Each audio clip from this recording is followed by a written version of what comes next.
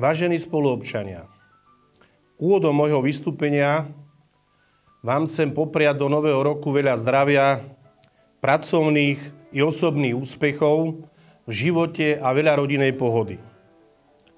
Ubehol ďalší rok v práci samosprávy nášho mesta, preto dovoľte, aby som využil túto možnosť a poďakoval sa za spoluprácu a podporu samosprávy v končiacom sa roku 2011 všetkým, ktorí sa svojim pričinením podieľajú na tom, že Turzovka i napriek neustále zhoršujúcej sa ekonomickej situácie v Slovenskej republike a spoločenským vzťahom rastie svojím významom v celom Kysuckom regióne i mimo neho, je stabilným lídrom regionálneho rozvoja, neustále sa udržujú staré a vznikajú nové tradície, rodia sa a úspešne realizujú nové projekty spolupráce. Rok 2011 je na svojom konci, s ním prichádzajú aj rôzne hodnotenia či ohliadnutia sa za udalosťami, ktoré nás počas uplynulých 12 mesiacov postretli. Pre niekoho to bol určite rok radostný, pre iných zás rozličných dôvodov smutný. No nech už bol taký či onaký, istotne sa zhodneme v názore, že bol opäť jedinečný.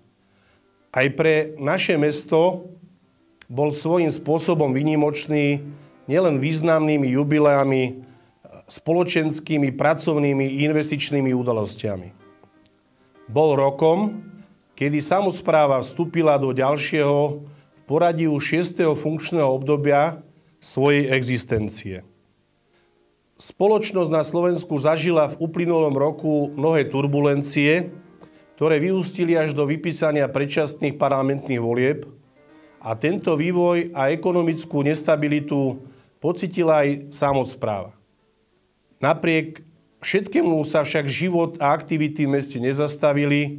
Je to aj vďaka dobrým ekonomickým a organizačným východiskám z uplynulých období. Úspešne pokračuje implementácia viacerých projektov z eurofondov, napísali sa nové žiadosti, nadviazali sme na doterajšie investície, zažili sme opäť prekrásne podujatia v rámci Turzovského léta s vyvrcholením jubilejných 40. Beskydských slávností.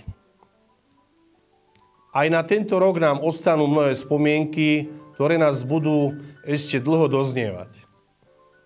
Nevšetko sa nám však podarilo, určite je celý rad problémov, o ktorých vieme a snažíme sa ich z hľadiska finančných možností postupne riešiť.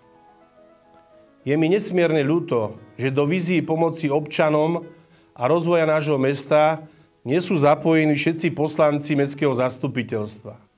Niektorí dodnes nestravili výsledky volieb, stále hľadajú hocaké argumenty na spochybňovanie doterajších výsledkov a rozdeľujú našu samosprávu. Čo je však ešte horšie, neprichádzajú so žiadnymi alternatívami a návrhmi v prospech koncepčného rozvoja nášho mesta. Uvedomujem si, že občania od nás očakávajú pozitívnu komunálnu politiku, že spoločne podporíme všetky vízie a rozhodnutia, ktoré budú posúvať naše mesto a život ľudí kvalitatívne dopredu. Tak by sme to mali aj napriek jednotlivo rozdielnym názorom ďalej realizovať. Preto pevne verím, že sa toto snaženie stane v budúcich týždňoch a mesiacov nového roka našim spoločným.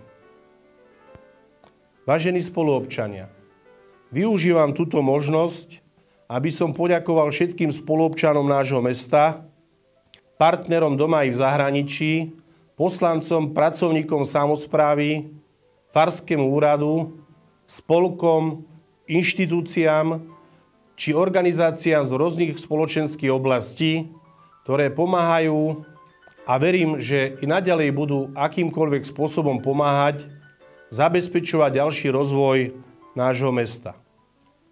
Všetkým spoluobčanom, priateľom a priaznicom Turzovky, ktorí sú akýmkoľvek spôsobom nápomocní pri riešení problémov v našom meste. Všetkým vám do nového roku 2012 prajem najmä veľa zdravia, šťastia, tolerancia, trpezlivosti. Pri vstupe do roku 2012 nech vás prevádza elán, dobrá pohoda. Želám vám, aby to bol rok múdrych, správnych rozhodnutí či úspechov v osobnom i pracovnom živote.